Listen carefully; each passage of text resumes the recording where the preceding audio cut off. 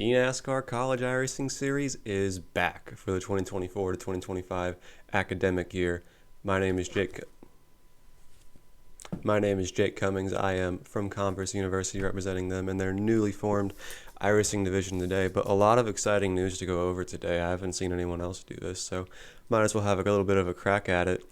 The newly transformed slash divorced, or whatever you want to call it, eNASCAR League, now Play Fly College Esports, has only a few days afterwards announced the next season of the eNASCAR College iRacing Series on the iRacing platform, of course. And with this is a lot of excitement around the small changes that they've made. We have the schedule we can go over. We have the prizing information, as well as a very, very exciting tidbit that I'll be sharing toward the end of the video that makes a really big difference in how hard these guys are going to be racing each other on the track, and myself included. Now, with this announcement, they did also release a video, a little hype video, and I'll be showing that on the screen now.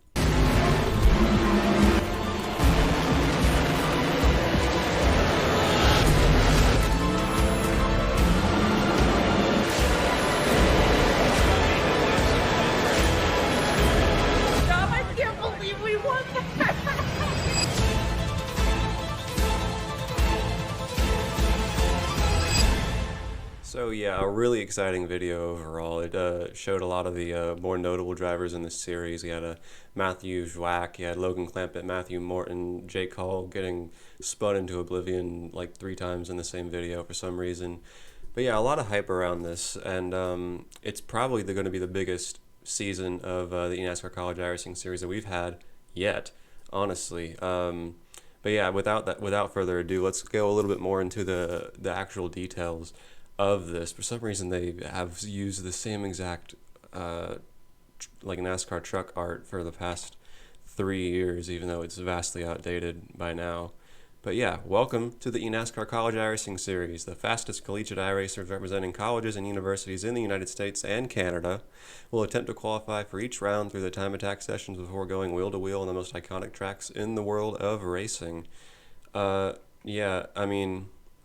Registration opening on about August 1st. That's pretty typical.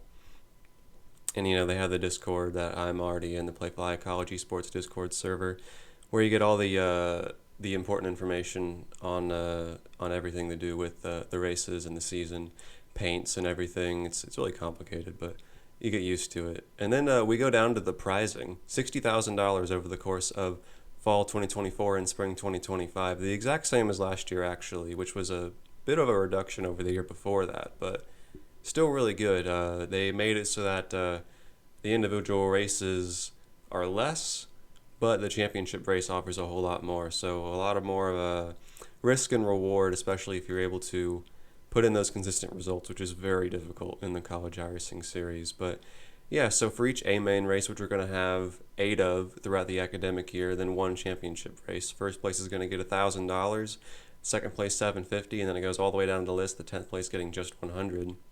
But as a college student, I think we can all understand that any amount of money helps a lot. So it's honestly really awesome how NASCAR, eNASCAR, and all these esports organizations and universities are putting forth so much effort to try to make this work. It's honestly really, really awesome.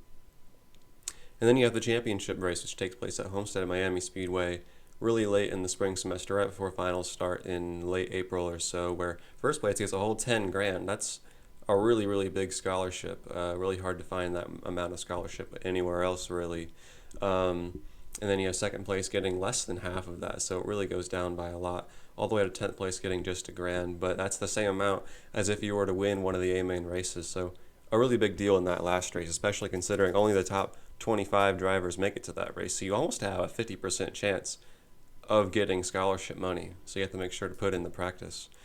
But the big thing, which is kind of in little text down here, I don't have a way to zoom in on that right now, but the top 2 drivers in the finale at Homestead Miami Speedway are going to get an opportunity to earn a spot in the 2025 eNASCAR Road to Pro Series Round 2. There's been a lot of questions actually since this this article dropped about what that meant exactly, because originally it didn't say anything about where in the Road to Pro ladder you'd be dropped off at, because obviously round one, which takes place between January and May, is open to everyone who is a class 2.0 oval, and you just go out and you try to get as high as a split as you can, and try to get as high as a finish as you can to try to make the top 70 to go on to round two, which then make the top, what is it, the top 35 or so get whittled, no, the top 20, my mistake, get whittled down to race in the eNASCAR Contender Series and the Xfinity cars, with the Road to Pro qualifiers round one and two being in the trucks, to eventually be the 20 that replaced the bottom 20 drivers of that previous season's Coke Series. So this is very, very interesting, and it puts a lot more stakes into it, just aside from the scholarships, where you can basically, instead of having to put so much effort into round one, which I'm sure most people will do, because getting top two is going to be a really tough ask. You have to be Coke caliber as it is already just to be even anywhere close to the top two in any of these college iRacing series races.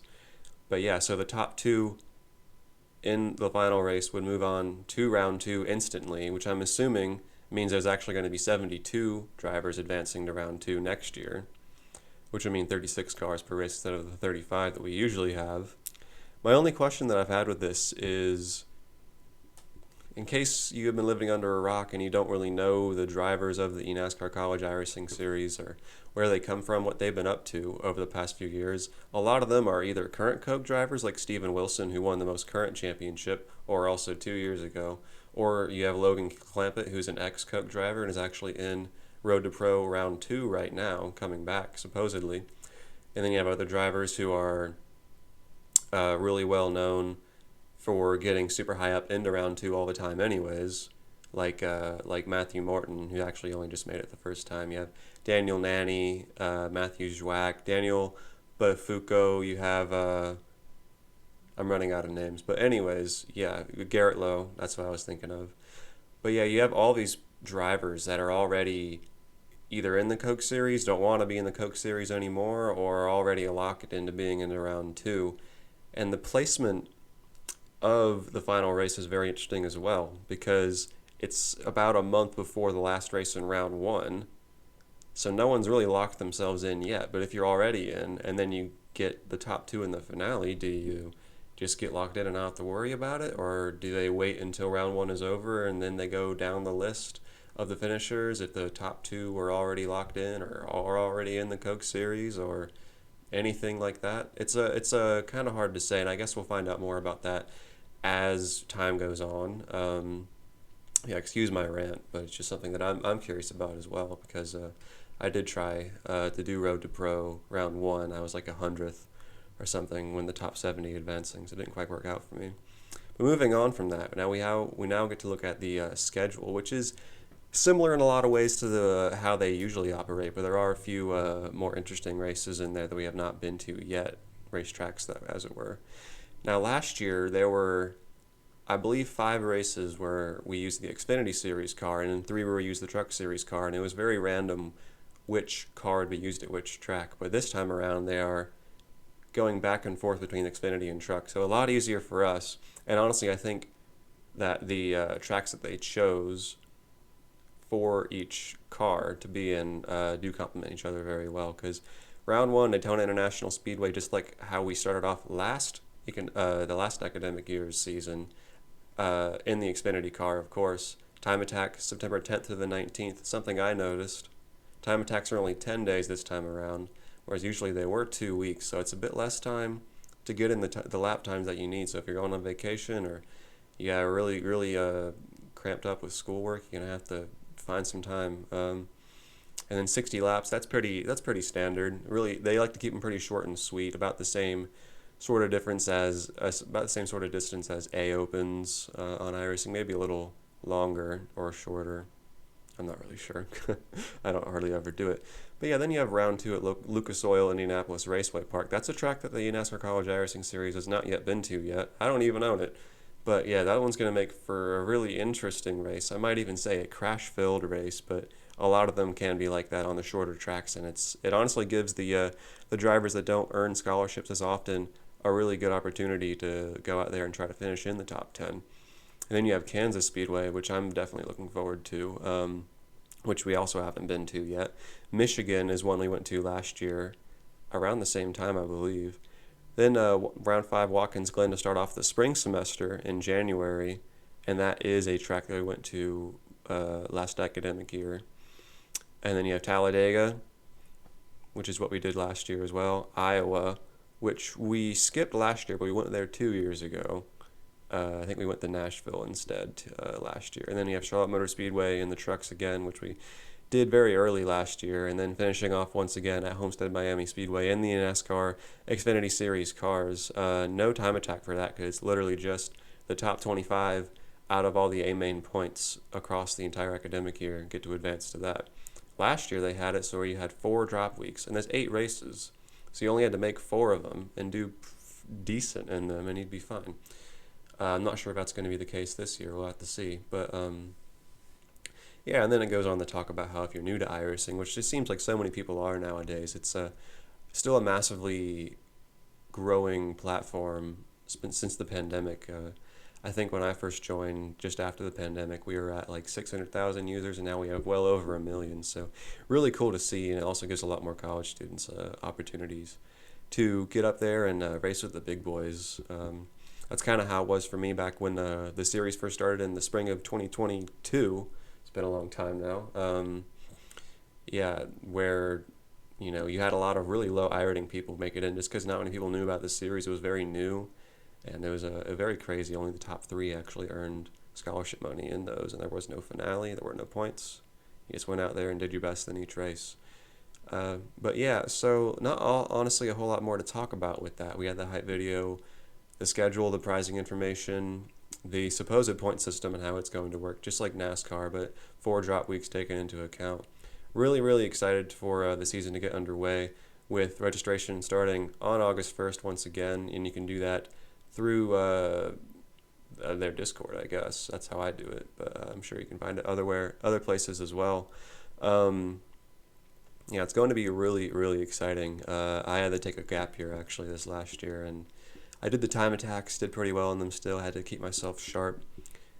But yeah, really looking forward to this next chapter for me personally. But you guys consider me the new eNASCAR College iRacing Series guy. I think I'm just going to be the guy that makes little YouTube videos about each of the races, the season as a whole, once we get down towards the end of it, and obviously the preseason hype. You can probably expect another video in mid-August about the first time attack launching, which is when that happens, and we can talk about favorites and expectations and any sort of guesses and predictions for the season. Might even have special guests on, like people who represent Baruch College, Arizona State University, Wingate University, which is where I graduated from my undergrad.